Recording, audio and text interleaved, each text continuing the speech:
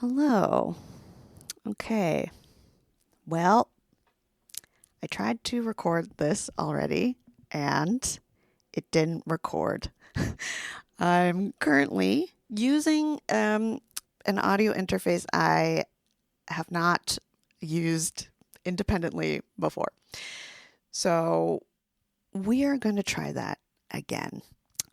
Will I remember all of my talking points? No, because of course, I winged it.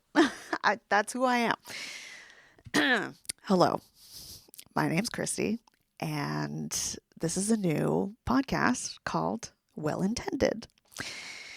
Why is it called Well Intended? Well, I had a little break from my previous job in tech. Once you passed 5 years, you were eligible for a sabbatical, 3 months paid time off, and you were not to look at work. You know, spend your time doing basically anything else to recharge, you know, get back in touch with things that you didn't have time for, were too burnt out for, et cetera, et cetera. And then you come back, more energized, which happens to some people. And it did not happen to me because you could say I sort of saw the light. Not really. Listen, there's a lot to love about a workplace when you enjoy the people that you work with, you enjoy certain parts of the work that you do.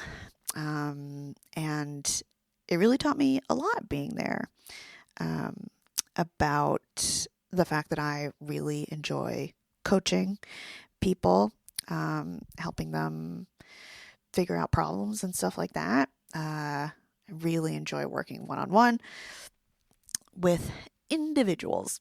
So, it taught me a lot. It took me to a lot of places that I would not have necessarily gone otherwise. But it was still a job that took a lot out of me and demanded a lot that I was no longer willing to give. So I was there for, I want to say, another 6 months after I got back from sabbatical. So over my sabbatical, I was really interested in, because my sabbatical was started in February.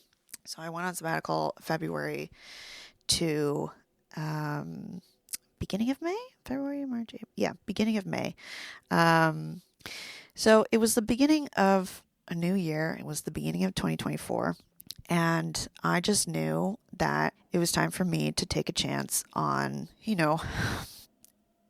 being more creative, like leaning into the creative side of me, which is to say, the creative writing side of me. I've been writing, I want to say since forever. Recently, I went to my parents' house to clear out some old, like elementary school and high school assignments and projects. And there were some pretty interesting things in there, including a, let's say, off-brand simplified retelling of Titanic, which was my favorite movie, which I wrote and bound as a little tiny book in first grade. So it started before that, but that's a formative memory, absolutely. So yeah, I decided it was time to take a chance on myself, a bigger chance on myself. I had taken creative writing courses in a little, not quite fresh out of high school, but a little bit. It was very close to graduating high school. I took creative writing courses at a local college and really loved them, and really should have been aware of the fact that I had ADHD because I could not abide by most of the other courses that I tried to take that were not interesting to me or related to creative writing. So, I had a taste of workshopping during that time. And I was like, 19, 20. Those are pretty formative years. So I mean, I would say it awoke things in me. And, I've been finding pockets of community ever since. People with similar interests. Listen, I am a big fan fiction reader and writer. So that, I really cut my teeth writing a lot of fan fiction and reading a lot of fan fiction, and discovering, the ways in which pacing really worked, or, what was really compelling in an arc, or, a narrative, what kind of events really caught me and kept me engaged. And I still, to this day, stand by my opinion that some of the best genre writing is happening in fan fiction and in fandom spaces, which is being written by people who have full ass jobs out in the world. I feel like I have read like 100K epic written by like a fucking surgeon in their downtime, which is ridiculous to say. So really, everybody has all the time in the world if they can, do that. By which means they are doing that, we do not know, and we will not speculate, because you go, girl. That is ungendered girl, by the way. So yeah, this podcast is really coming about because it started out as a newsletter for when I was starting my sabbatical, because I was really interested in this journey to, kind of take a chance and return to a place where being creative and crafty and doing things, again, that bring me joy was sustainable and fit into my life in a way that made sense. Now, at the time, I was at my tech job. Which I no longer am in. But I applied for, and it was so exciting to be accepted into this creative writing program at a local university. So I was accepted into the writer studio at Simon Fraser University, which has a focus very specifically on building community and making sure that people who go through it are equipped as much as possible. I mean, as much as someone can give you the tools, what you do with them is what you do with them. But to equip people as much as possible with tools to connect with community, continue in community, because that's your support system. Those are the people who can and hopefully will keep you accountable. Whatever your goals are, even if your goals are just to write a little poem every week or something, but you're not going to submit it. You're doing it for the love of the practice. Like, writing does not have to be a business, but I think I was very fortunate being in this program that there was discussion and learning about how you could make it a business, or, what publishing may look like, though your mileage may vary. So it was super interesting, very generative, really supportive. Everyone was so kind, but everyone is also so very different. And we all came into the program with a lot of preconceived notions about writing, about what it means to call yourself a writer. And to me, when I look back on it, I'm like, this is group therapy. This is really, truly like learning and unlearning things about yourself in the context of being a writer. Because anyone who writes, I would argue, and many others would also argue, is a writer. There is no qualification for you to call yourself that. If you want to market yourself, and make a career out of it, then yes, perhaps there are some qualifications, like a master's or, other certifications, whatever, other courses you can take. But no, to write is to be a writer. And I really think that's the only qualifying trait or need for that. So yes, it's, oh wow, now I've really lost the plot on where my conversation was going. I went on a ramble, I went on a tangent, and now I have to retrace my steps back. So yes, I have ADHD. If that wasn't clear.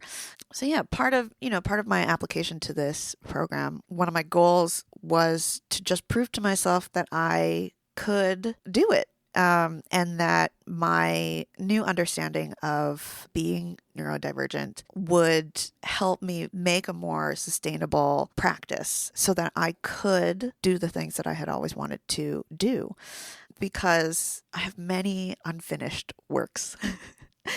uh, Speaking of fan fiction, and other aspirations, which I felt could never be fully achieved at the time.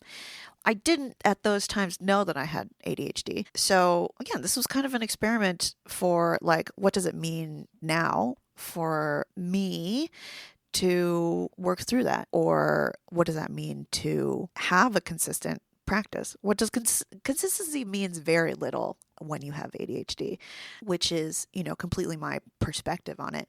But in that way, my perspective on it is that every system or structure that I develop or put up or that works for me will inevitably fail. And so it's about adaptability and flexibility. So, man, this story is a winding tale. But it really is never another way with me. So, I'm in this program. We're doing group therapy. Basically, we have workshops every couple weeks. You get your work workshopped. You get pieces workshopped I think it was every three or four. Every third workshop was, for you to submit pieces. I learned a lot about myself. I unlearned a lot about myself and others through writing. And something that I also discovered, talking about perspective also, is that, God, leadership skills should really be taught to everyone.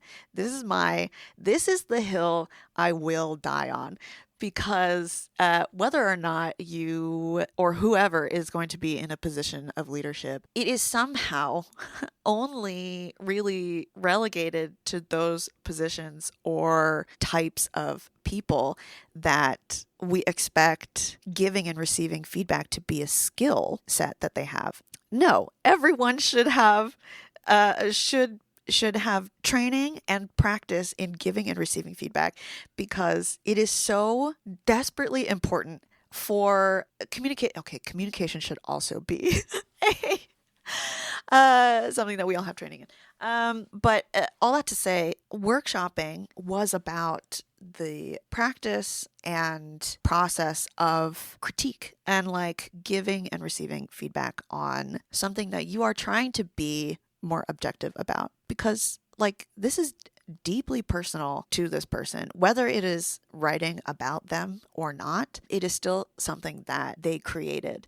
And very often, feedback or critique on someone's work can very easily be conflated, whether unconscious or not, can be conflated with that person themselves, which is scary. It's so scary and requires a lot of processing. It takes time, and it also requires an understanding that this person is not attacking you, even though I think in some ways we are trained or just have too much experience in questions being asked that feel like accusations.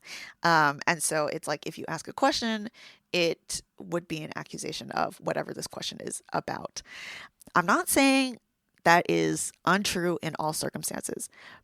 But the problem here is that it would then be, again, conflated with feedback that you are trying to give this person on the work. It's a difficult thing to separate yourself from the work. That's just a reality, or it can be. I mean, listen, I'm sure there are people out there who have an easier time, or, it's experience. It's practice.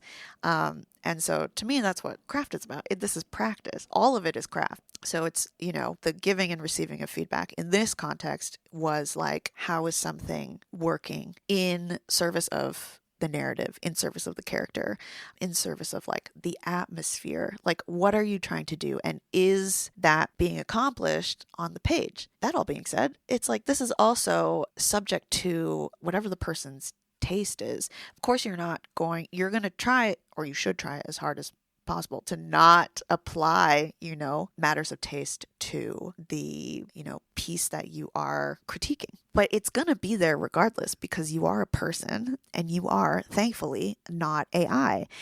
If AI is listening, stop stealing all of my fan fiction.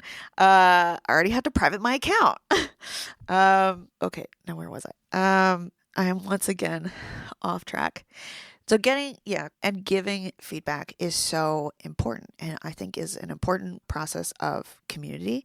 It doesn't always look like, and it also doesn't always work the best in the kind of formats that we did, where it was like a larger workshop group. It was 9 people plus the mentor who were discussing feedback, every couple weeks. And then you get, you get feedback on your work every 3 workshops or something. I think it was a good exercise. I think it was really good to be in that format. I don't think that is sustainable for the long term because wrangling people outside of something that they have paid for is difficult, which is also to say that I will have guests on this podcast occasionally, but I fully recognize that schedules are the worst to deal with. It is not the worst, but it is difficult and frustrating. And not just for me, for other people.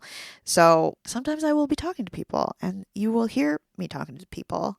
And hopefully that is good and fun because I think that is one of the best things to come out of this year and this program.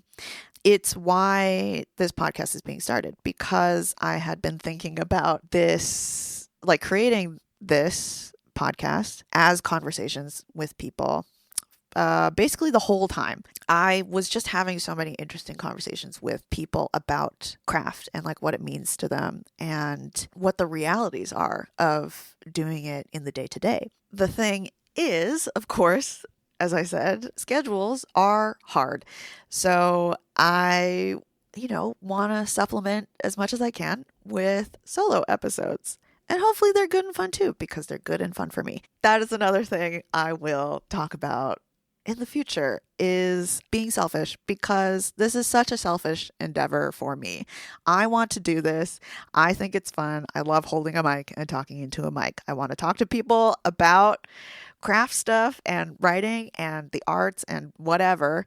And so it's public because I have heard from people and very much feel myself that listening to people be genuine and authentic into what their experience and perspective is so helpful. And there are people who you just wouldn't necessarily hear from. They're not popular, they're not well known, but they're still doing the thing. And I consider myself one of those people. And I think this kind of thing is helpful to listen to. You were never alone. I should say. I'll say that. You were truly never alone. And I think being selfish in that way, you are not truly being selfish, because there is usually at least one other person out there who will find what you do helpful and valuable and worth it to take up some of their time. Whether they can find your stuff or not is different. There's a lot of people out in the world. The internet is a strange, unknowable, and too knowable place. And SEO sucks shit. I hate SEO. I will get this off my chest right off the bat so that people know where my stance is. I will not take many questions on these stances. AI sucks shit. SEO sucks shit. I am 50-50 on social media.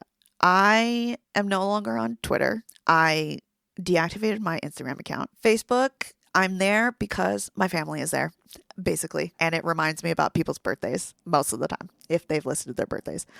And I'm on Blue Sky because a lot of other writers are there, and it is really fun and interesting to just be privy to their work in a place that I feel like I can actually keep up with, for the most part, really.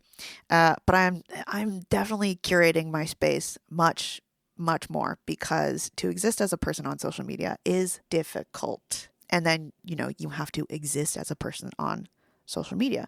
So I am trying to turn my writing and adjacent activities into something of a career. Whether, that makes a viable career, who cares? I mean, I do care, but also to simplify it, who cares? I just want to do it. And so I'm going to do it.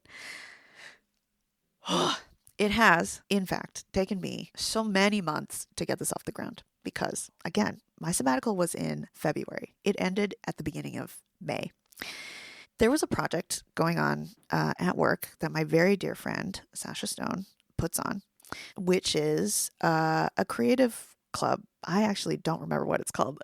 So, Sasha, if you hear this, I'm sorry. Creators Club. That's what it was called. And I really wanted to do a podcast. I wanted to get back into podcasting because I had found it so fun. I had 2 podcasts before, but again, wrangling schedules is difficult. So that was kind of the catalyst on top of having this newsletter called Well Intended. Back onto the track of the newsletter. Now I feel myself coming a little bit more full circle. Hopefully this makes sense in post when I'm editing. So future Kristi, I'm so sorry for the runaround that I've been giving you, but it's just exercise, babes. So this newsletter, I called it Well Intended because, well-intentioned things can go awry. And this one did a little bit, mostly to say that I got 2 posts up and then I went on sabbatical and did not return to the newsletter. But it was for, getting back into craft, trying to be creative. The description that I came up with for the newsletter was adventures in creativity, leaning into discovery and not burning out, hopefully. Well, I did burn out. I assume really because of the ADHD and many contributing factors, mostly that we live under the type of capitalism that we live under, that I will continue to burn out. And it's about recognizing when that's happening, because it's really difficult to catch early signs. You really don't know until you're in it. And sometimes you really don't know until you're out of it or out of the circumstances in which you burn out.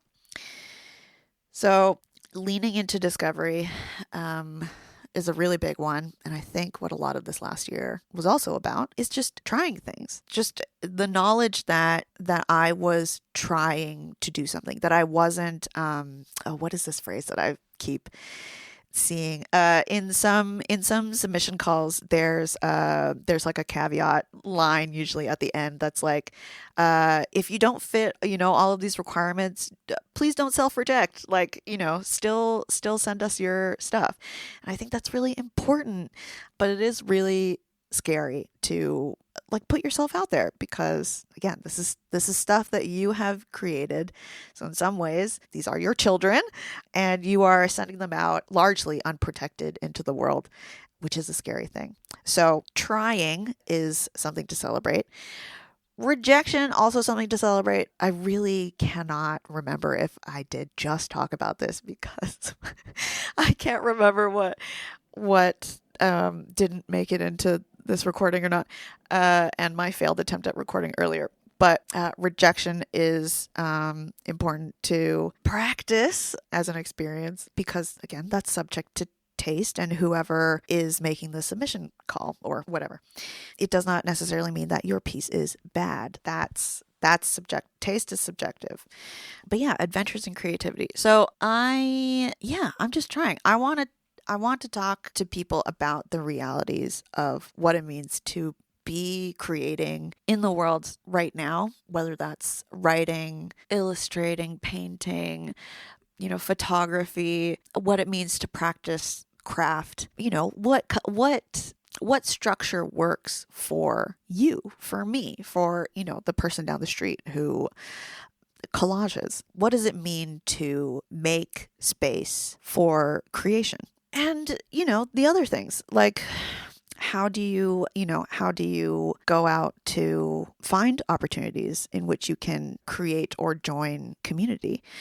When does community not work for you?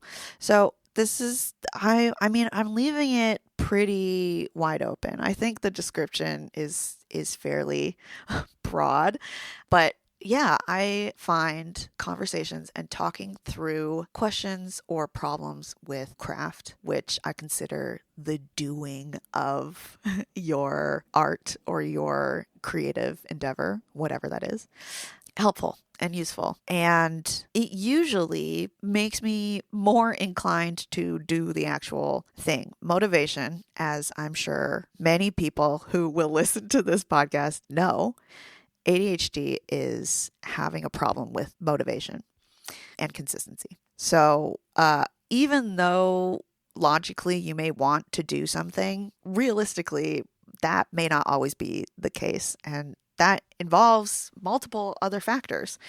So, I'm curious about, like what that is and what that feels like and how that works for other people. So, yeah. Wow. Okay.